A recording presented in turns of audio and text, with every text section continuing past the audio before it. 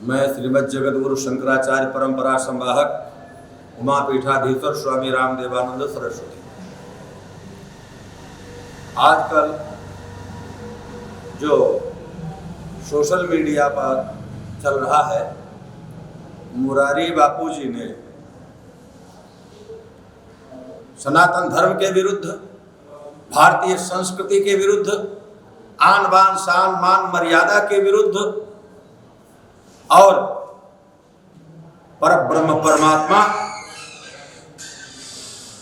विभु व्यापक भगवान बलराम के विरुद्ध, भगवान श्री कृष्ण के विरुद्ध और उनके जो अंश वंश है उसके विरुद्ध और आदि शक्ति राधा रुक्मिणी सत्यभामा के विरुद्ध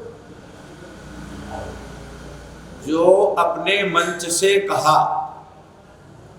वो घोर निंदनीय है और हम उसकी अति भर्त्सना करते हैं। हम ही नहीं, हमारे देश के जितने प्रबुद्ध नागरिक हैं, चाहे वो हिंदू हो, चाहे मुसलमान हो, ईसाई हो, ये बात सबको बुरी लगी, अच्छी किसी को नहीं लगी। जो उन्होंने मंच से कहा, क्या मैं मुरारी बापूजी से प्रश्न करूं? फिर आप तो कुछ पढ़े लिखे नहीं है, आपकी योग्यता मैंने तभी देख ली थी जब वृंदावन में पहली बार प्रवेश हुआ था और हमारे आश्रम में ही आप ठहरे हुए थे पूज्य स्वामी खंडानंद सरस्वती के नाम, जब आपकी कथा हुई थी रामस्वरूप के पंडाल में, तभी मैंने देख लिया था। जब आपका कोई अस्तित्व नहीं था तब आपकी योग्यता क्या थी, तभी पहचान लिया था क्या आपकी शिक्षा है, क्या दीक्षा है। आपने आपसे पूर्व पूज्य धर्म सम्राट करपात्री जी महाराज, यहां तो भगवान आदि शंकराचार्य, भगवान निम्बारकाचार्य, भगवान रामानुजाचार्य और भगवान रामानंदाचार्य, भगवान वल्लभाचार्य इत्यादि आचार्य, उनके पश्चात होने वाले एक से एक बड़े विद्वान, एक से एक बड़े कथावाचक इस देश में हुए, लेकिन किसी के दिमाग में ये बात नहीं आई कि कृष्ण और बलराम जो शब्द आपने कहे ऐसा भी करते थे। ये कहीं सुनने में नहीं आया। और एक बात कह दो मुरारी बापू जी, इस हिंदू संस्कृति को, इस व्यास मंच को अगर कोई दूषित करने वाला है वो तुम हो, दूसरा नहीं है। वो केवल मुरारी बापू है। इससे पहले हमारे देश में व्यास मंचों पर नाच गाना नहीं होता था। केवल ये मुरारी बापू जी ने हमारे व्यास मंचों को मनोरंजन का साधन बना दिया। मनोरंजन ही नहीं, घृणित मनोरंजनों का, अश्लील मनोरंजन का साधन बना लिया। मंच पर कौन कौन बैठता है, क्या क्या गाता है, क्या अली मौला चलता है उनका, क्या गजल कव्वालियां चलती है उनकी, क्या ये व्यास मंच है? मैं इसको क्या संज्ञा दूं? और संगीत केवल आपकी देख देखी में ये संगीत प्रारंभ हो गया जो आज सनातन धर्म को खाता चला जा रहा है। साथ साथ में आपको क्या धर्मशास्त्र का किंचित मात्र भी ज्ञान नहीं। एक काली चादर डाल लेंगे, कहीं नीली चादर डाल लेंगे।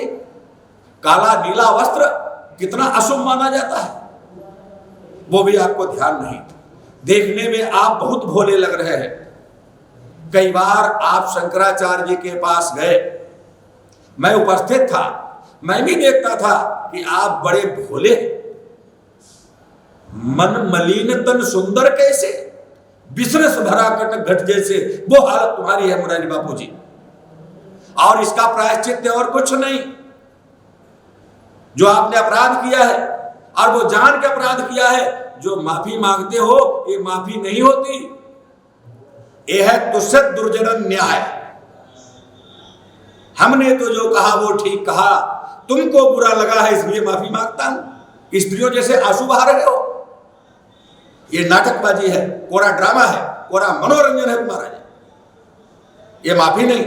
अगर माफी ही मांगनी है तो प्रायश्चित कीजिए इसका। शास्त्रीय जो विद्वान बताए वो प्रायश्चित कीजिए। और वरना परमात्मा माफ नहीं करता है। ये वही बलराम है, वही दाऊ दादा है जिन्होंने सूत जी का गर्दन काट दी थी। थोड़ी सी गलती पर सूत का वध कर दिया। आपको मालूम है, ब्राह्मणों ने आपको, ब्राह्मणों ने नहीं बैठाला, आपको चंद लोगों ने, पैसे वालों ने बैठाला है। सूत जी को तपस्वी ऋषि मुनि इन महापुरुषों ने बैठाला था व्यास आसन पर, और थोड़ी सी कमी देखी, बलराम जी ने वही उनका वध कर दिया। ठीक है, पुनर्जीवित कर दिया। क्या आपके दिमाग में नहीं आया कोई शराबी किसी की हत्या करके किसी को जीवित कर सकता है? आपकी समझ में नहीं आया क्या? रामादल का द्वित, इसके मुक्का मार के इसका वध कर देने अत्याचारी को, ये कोई शराबी कर पाता है? आप क्या क्या बोलते हो? कहां से फंडिंग हो रही है? कहां से पैसा आ रहा है आपके पास? निश्चित ही आप विधर्मियों से मिले हुए हैं। निश्चित ही कोई बाहर से पैसा आ रहा है आपके पास, जो पैसा अशुभ पैसा आ रहा है, जिसने आपकी बुद्धि भ्रष्ट कर दी है। और भारत की जनता, विश्व का सनातन धर्मी आपको माफ नहीं करेगा।